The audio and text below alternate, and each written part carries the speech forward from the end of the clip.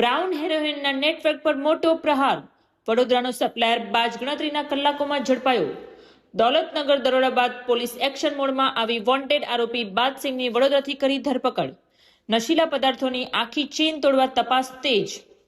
ચૂંટણી ટાણે કાયદો અને વ્યવસ્થા જાળવવા માટે એલર્ટ બનેલી પારડી પોલીસે કેફી દ્રવ્યોના ગેરકાયદેસર વેપાર પર સર્જિકલ સ્ટ્રાઇક કરી છે. દૌલતનગરના અલીફા રો હાઉસમાં દરોડા પાડી લાખોના બ્રાઉન હેરોઇન સાથે એક કિસમની ધરપકડ કર્યા બાદ પોલીસે આ નેટવર્કના મૂળ સુધી પહોંચવા માટે તપાસના ધમધમાટ તેજ કર્યો છે, જેમાં પોલીસને મોટી સફળતા મળી છે.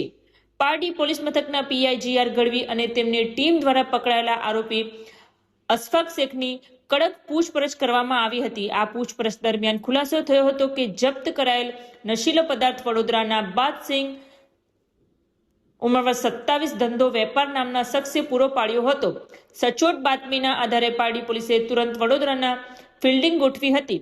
પોલીસે હાલ અક્ષર રેસિડેન્સી રણોલી વડોદરા ખાતે રહેતા અને મૂળ પંજાબના તરણતારણ જિલ્લાની પટ્ટી ગામના વતની એવા મુખ્ય સપ્લાયર બાદસિંહને ગણતરીના કલાકોમાં ઝડપી પાડી પારડી પોલીસ લઈ આવી છે.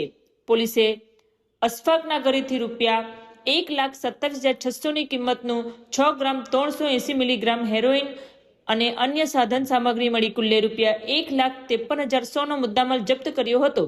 હવે મુખ્ય સપ્લાયર બાદસિંહની ધરપકડ થતા આ કેસમાં નવા ખુલાસા થવાની પૂરેપૂરી શક્યતા છે.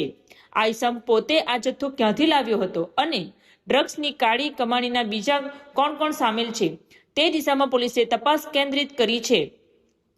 એનડીપીએસ એક્ટ હેઠળ ગુનો નોંધી પોલીસ હવે આ આખી સપ્લાય ચેઇનના મૂળિયા ઉખેડવા માટે મથી રહી છે.